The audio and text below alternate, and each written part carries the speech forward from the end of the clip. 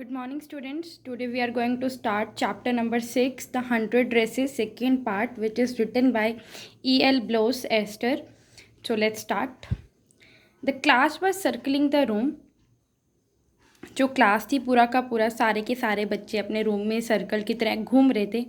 A notice from the principal office came. एक notice आया principal के ऑफिस से. Miss Mason read it. और एक मिस मैसून जो टीचर है उन्होंने उसे रीड किया. She said that she had a letter from Wanda's father. एक लेटर आया है वेंडा के फादर की तरफ से. She read it before the class. उन्होंने क्लास के सामने रीड किया. Wanda father wrote that Wanda and Jake won't come to school any more. Wanda और जेक अब स्कूल नहीं आएंगे. They were moving away to big city. अब वो बिग सिटी में मूव कर रहे हैं. There they won't be they were moving away to big city. वो बिग सिटी की तरफ मूव कर रहे हैं. There they want be tease by anyone for their funny name. जहाँ पे उन्हें कोई भी उनके फ़नी नेम से नहीं बुलाएगा. There was a deep silence in the class. Class में बहुत ज़्यादा साइलेंस हो गई. Miss Mason ask the class to think about it. Miss Mason ने बोला सोचो इस बारे में. Maddie was much disturbed. Maddie बहुत ज़्यादा डिस्टर्ब्ड हो गई. She decided to find out Wanda. उसने डिसाइड किया कि वो वेंडा को ढूंढेगी. She and Peggy would go to the Boggins height. वो लोग बोगिन्स हाइट में गए जहाँ से वेंडा बिलोंग करती थी. They would tell Wanda that she had won the contest. उन्होंने वेंडा से बोला कि तुमने कॉन्टेस्ट जीता है. Peggy asked Maddie to go to Wanda house. Peggy ने कहा मैडी को चलो वेंडा के घर चलें. She told Maddie that she never mean to hurt Wanda feelings. Peggy asked Maddie to go to the Wanda house. Peggy ने कहा Maddie को कि चलो घर चले. She wanted to tell Maddie that they were sorry. वो बोलना चाहते थे वेंडा को कि हम लोग बहुत सॉरी हैं जो हमने तुम्हारे साथ किया.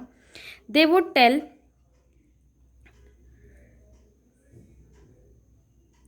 हर not to move away to other place. वो बोलना चाहते थे कि प्लीज़ तुम मूव मत करो किसी और जगह पे. At last Peggy and Maddie reach Wanda house in the Boggin Height. एट लास्ट वो दोनों पहुँचे बोगिन साइट में. The house looked shabby not clean. House बहुत गंदा दिख रहा था, क्लीन नहीं था. पैगी ने डोर नॉक किया but there was no response. कोई रिस्पॉन्स नहीं आया. The Petronskis were gone. वो जा चुके थे. Thus Peggy and Maddie could not meet Wanda. वो मैडा से नहीं मिल सके. The night Maddie could not sleep. उस दिन मैडा नहीं सोई. She kept on thinking about Wanda. वो वेंडा के बारे में ही सोचती रही. Her dresses and her house. उसकी ड्रेस और उसके हाउस के बारे में. Then the piggy and Mandy नहीं मिल पाए. She could on thinking about Wanda. वो पूरी रात वेंडा के बारे में सोचती रही, उसके ड्रेसेस के बारे में, उसके घर के बारे में. At last she decided to say something if anyone would make fun of other.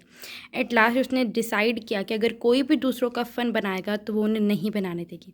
Maddie and Peggy wrote a letter to Wanda. उन्होंने एक लेटर लिखा वेंडा को. It was just a friendly letter. वो एक friendly letter था. They praised Wanda drawing. उन्होंने Wanda की drawing की बहुत ज़्यादा प्रेज की. They were mean to say for some day. और उन्हें सॉरी बोलना चाहते थे वो लोग कि हम लोग मिलेंगे किसी दिन.